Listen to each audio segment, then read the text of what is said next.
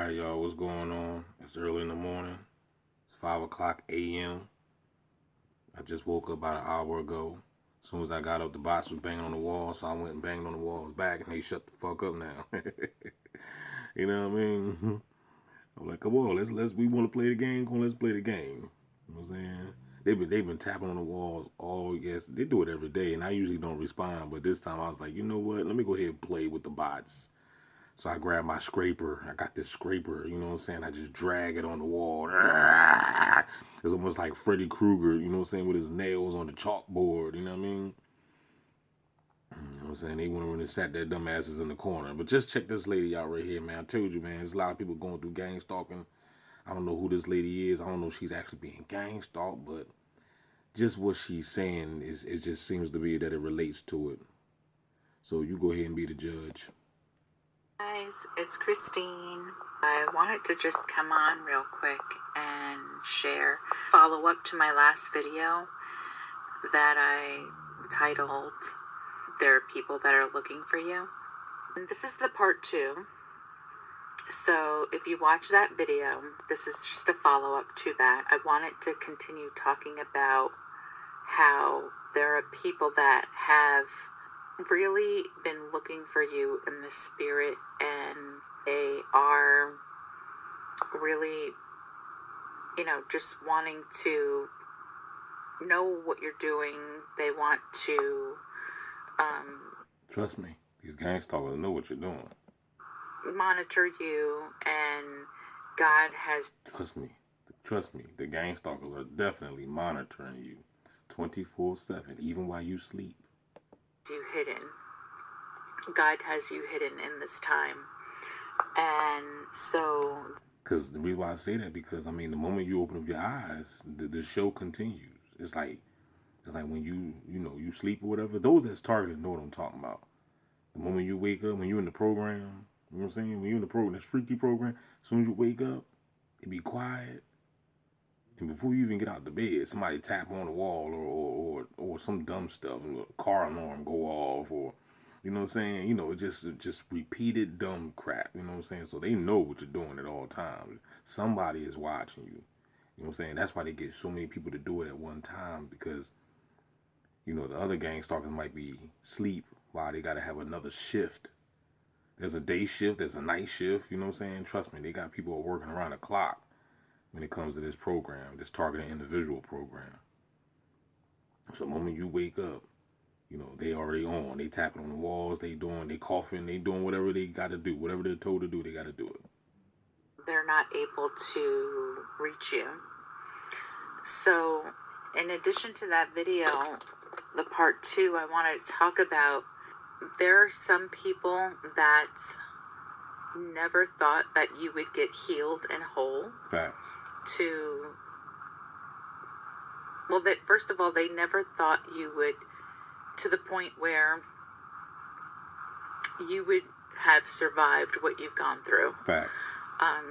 And pausing it right there, this is another reason why too, a lot of them people, them bots done joined the campaign.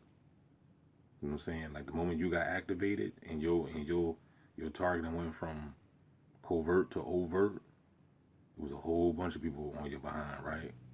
A whole bunch of people on your walnuts, right? If you're a female, it was on your melons, right? You know what I'm saying? But then after a while, it tends to die down, but they still chasing you though. They still on you. But it ain't like that first 3 to 4 years. Whew.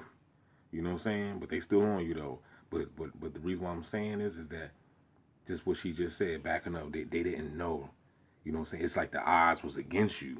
So they must have told these freak people, like, look, you better jump on this. You can cash out real good. This target ain't gonna survive. He ain't gonna make it. You know what I'm saying? The odds is against him. You know what I'm saying? I guess, it probably, like, think about it. Think about the odds. It probably was like, cause you the underdog. It's like Buster Douglas fighting Mike Tyson. What was the odds against anybody that, you know what I'm saying? You know boxing. You know back then that the odds of Buster Douglas of winning that fight. I'm trying to shout out to the people that bet on Buster Douglas back then. You know what I'm saying? Shout out to, because somebody won big. exponentially. You know what I'm saying? Somebody won a big amount of money that betted on Buster beating Mike Tyson. Okay? Because everybody swore that Mike was going to win that fight. You know what I'm saying? So you got to look at yourself like you Buster Douglas in this gang stalking program. And the gang stalking program is vicious as Mike Tyson. You know what I'm saying? You know, Mike Tyson was a scary dude back then. You know what I mean? So the chance of you winning, the chance of Buster Douglas winning was slim to none. So that's why a lot of people placed it. They started casting lots and placing bets on your ass because they just could have swore you was gonna lose. You Buster Douglas. You ain't gonna beat Mike. You see what I'm saying? Somebody dog barking now. 5 o'clock in the morning. Outside. Can't make it up. Never thought you would, to the point where you would have survived what you've gone through. They mad. And especially like with abuse survivors. And so, so not only did they think that you would not had survived what you've gone through, and they really didn't think that you would survive the abuse. In addition to that, they never thought that you would become the heal and whole version of yourself. Facts. To live and to tell the story. Facts. And because you were supposed to have died. You weren't supposed to wake up to realize that everybody was against you. Everybody sold you out. Everybody cast lots. Everybody placed bets on you. Even your own mama. You weren't supposed to find that out. So now, you know, even though you woke up now and you looking all the devils in their faces, and everybody all embarrassed and shit. You know what I'm saying? Like they got caught with their pants down. You know what I'm saying? Everybody embarrassed. You know what I'm saying? But hey, man, you know, Jesus told you that in the day of time that there's nothing here that shouldn't be made manifest. So everything's going to come out into the light eventually. Right now, we are in that time. Right now, there's this Aquarius time that, you know, things are being exposed, as you can see. Look at the rap game. Look at the music industry. Look at all the celebrities. Everything is coming out now. Everything is getting exposed. Pizzagate, human trafficking, all that. Gang stalking, everything. You know what I'm saying? Everything is getting religion. Everything is getting exposed now. This is that time.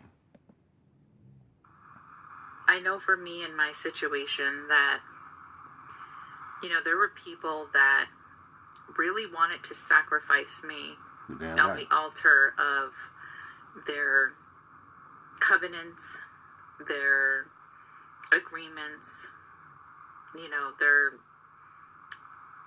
just the demonic altars that have been erected throughout the generational bloodline that really, you know, traveled through each generational curse, and they wanted me to fall in line with the scapegoat of the narcissist. And the scapegoat, which is the Baphomet. You are the Baphomet. You are the scapegoat. Remember that. Y'all don't understand the meaning of scapegoat. Y'all look at the Baphomet, y'all be scared. But in all reality, you are the Baphomet. The Baphomet simply means balance anyway, but the reason why I'm using this as a metaphor because the Baphomet ain't nothing but a goat, right? Which is the scapegoat. You are the scapegoat. You are the black sheep. They threw you under the bus. The flying monkeys. The scapegoat always gets the blame. And really, the scapegoat is the fall guy. He didn't think that in a million years that I would have made it through. And I've had, you know, people in my own family that had said, well, you'll never be anything. You'll never amount to anything. I mean, just really, I heard that. Really vile things that nobody would ever even think to say to someone, never, you know, much less their family member. My dad told me that every day. He told me that rest in peace to him, you know what I'm saying? But he used to say that every day. And I was told these things by, you know, close relatives. And what I realized is that there were these demonic altars that were being fed. And what happens when you don't feed that altar, those demons will be punished. Because just like in the spirit realm, when we follow God and we do his will and we walk with the Lord and he blesses us and he establishes us and fulfills his covenant of blessing upon us, those demons, when they don't fulfill their assignments, those altars They gotta pay. are crying out for the blood sacrifice, if you will. And I can honestly tell you that I really believe that I was set up in such a way where to be abused that I would have had really gone insane and lost my mind, and I would have turned to all sorts of addictions or every type of thing to numb the pain and to eventually turn on myself and to eliminate myself. And never knowing the full reality of what was happening and how those demons had been impacted, and there were covenants that were made with those altars, and it's like I completely removed myself from that. And I can even sense in the spirit sometimes that those demons or those altars in the spirit there has to be the scapegoat, there has to be the sacrifice, there has to be the bloodshed on the altar in order for those. That's why y'all folk don't understand the Bible. Y'all thinking that Jesus died for your sins, and no, he was just in the same situation that you're in. He didn't die for nobody's sins. The government was upon his shoulders. He became the sacrifice because he was the scapegoat. You know what I'm saying? They made him the ultimate sacrifice. You know what I'm saying? The government did it. He was a threat. Jesus was here to show you what to do and how to be Christ-like. He was letting you know that you're the Christ too. He was letting you know that you're the God too. But people couldn't fathom that. You see what I'm saying? So it wasn't like the fact that y'all got it all twisted. Y'all thinking that Jesus died for you. Saying he ain't died for you. You know what I'm saying? They killed his ass. You know what I'm saying? Because he was the scapegoat. He was gang stalked. Just like how you being gang stalked just now. You are the modern day Jesus Christ.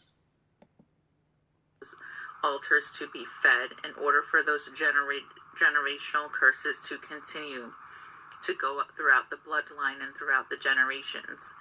And with me stopping it, when I tell you the spiritual warfare that I go to at times, guys, I really believe that I have a heightened sense of discernment and in the spirit to be able to know when people are sending monitoring spirits against me, or people are sending witchcraft against me. I can literally discern in my spirit. Send it back. That's all. Return the sender. That I've had dreams. I've shared this before. God gives me dreams, very prophetic dreams. And these people are looking for me, and they're looking for you, and they're looking for people who are walking in alignment in the ways of the Lord, and they're looking to feed those altars that are being starved out, because we are walking with God, but we're covered because he has us hidden. He has us hidden in the cleft of the rock. And even more so, they did not think that you would even make it out alive because of the abuse that you endured. Right.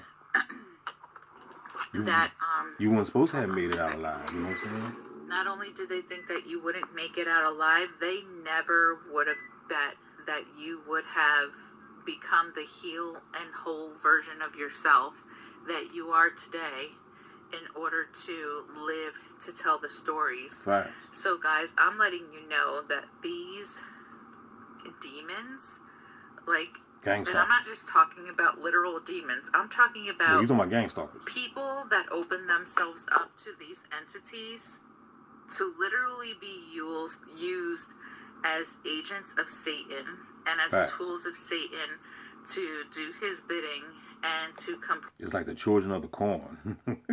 completely usurp the purposes and plans of God in our life, and to sabotage our destiny, and to steal, kill, and destroy.